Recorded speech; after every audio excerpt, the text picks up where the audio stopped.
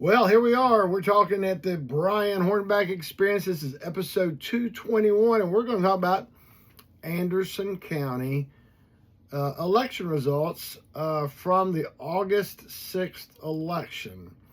So let's run through this thing. We're in the Republican primary, obviously, and so let's talk about, first of all,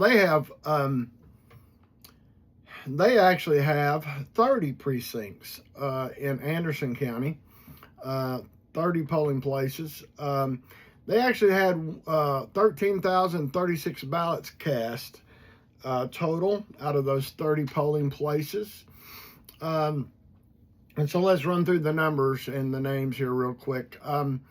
Marshall Blackburn obviously finishing first in the governor's race in the Republican primary, garnering 44.12% or 3,826 votes. Monty Fritz finished a close,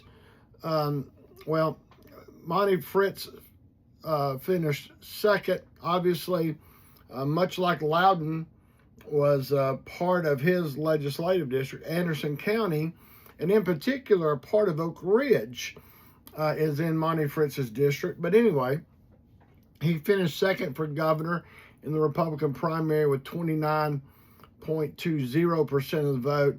And John Rose finished a close third with 26% of the vote.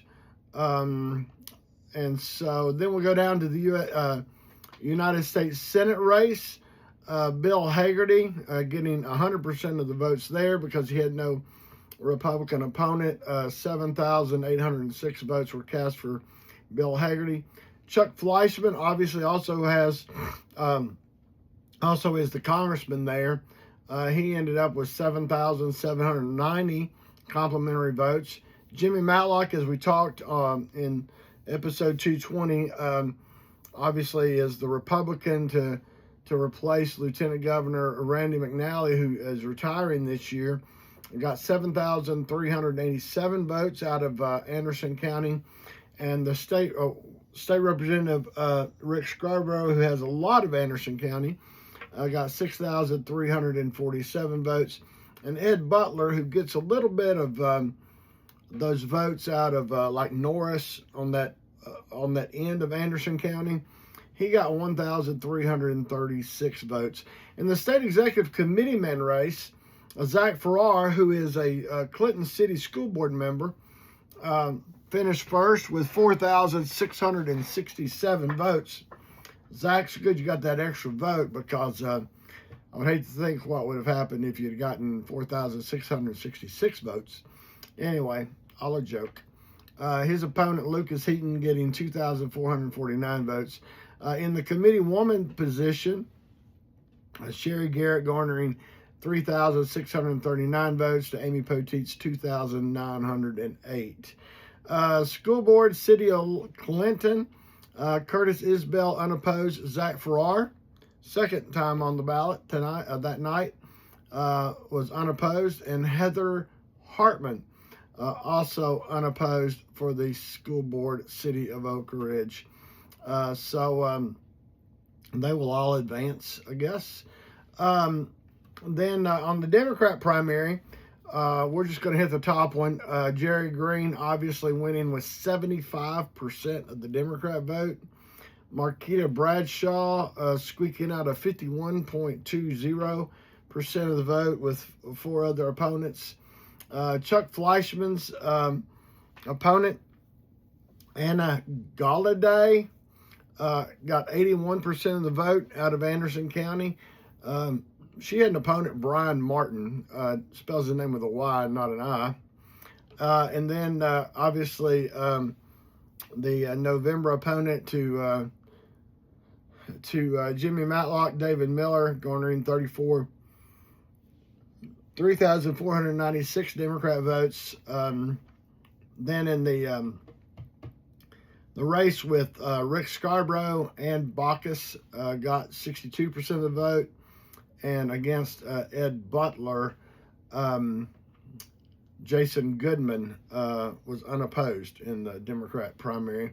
A state executive committee man on the Democrat side. If you remember when we were down in Loudon, Andrew F. Bennett III, he had, I think it was 860, and the other guy had 852, something like that. We see a totally different scenario when we get to Anderson County. David Garcia got 70.11% of the vote. So I'm assuming David Garcia is an Anderson County guy. Ann Bacchus, the unopposed Democrat committee woman, getting 100% of those votes. So now let's slide on in. There was no Democrats running for Clinton School Board or Oak Ridge School Board.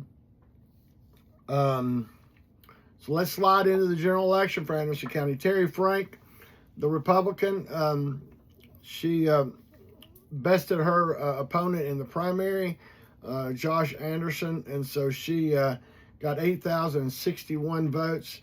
County Commission District 1. This is something we see this in surrounding counties to Knox. We don't really see it in Knox, but it's where you'll have, like in County Commission District 1, you vote for 2. And so there's 3 names on the ballot. So the top 2 obviously are the winners, right?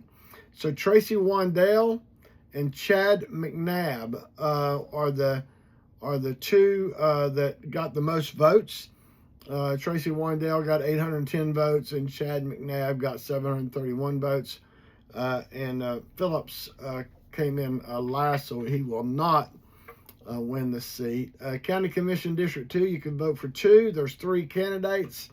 And so Denise Palmer, who I believe is the commission chair currently, she and Michael Foster finished very, very close to one another. 20 votes separating them. Denise Palmer with 1,038 votes to Michael Foster's 1,018 votes.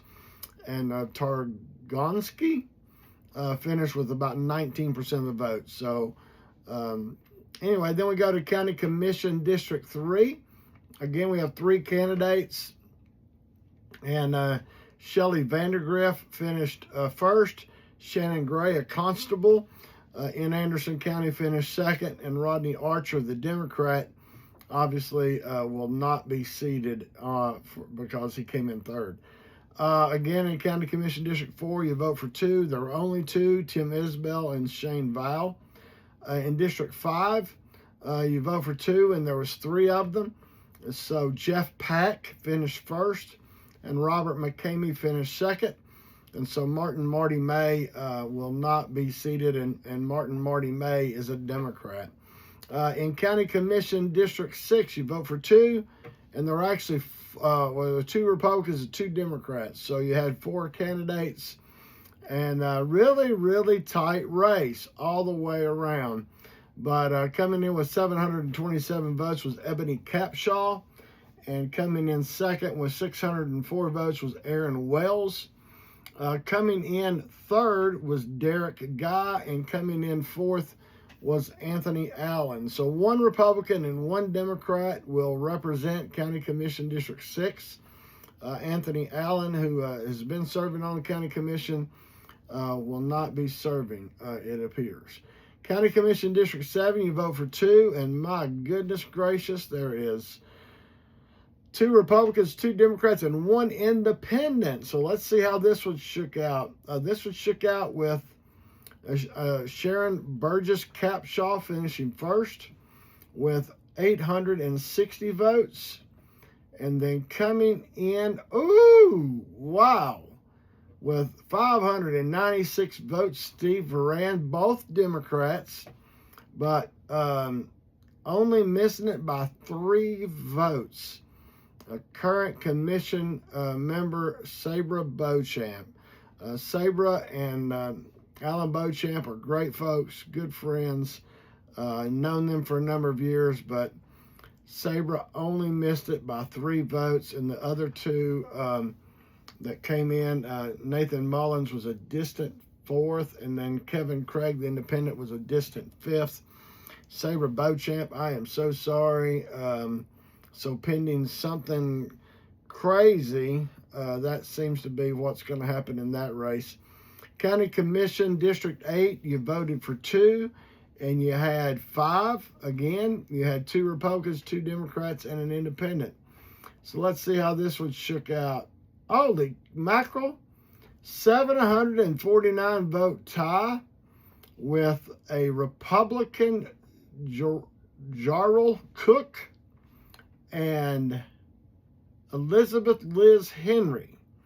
And then about a little more than 100 votes on down the line, Don Layton came in third, and coming in fourth was Phil Yeager, and coming in fifth was Ashley Craven.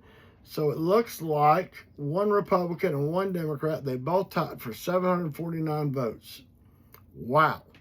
So that just goes to show, folks, that every vote does count, because in County Commission District 8 in Anderson County, they tied. I mean, they voted for two, but it'd be interesting to know if it was the same 749 people.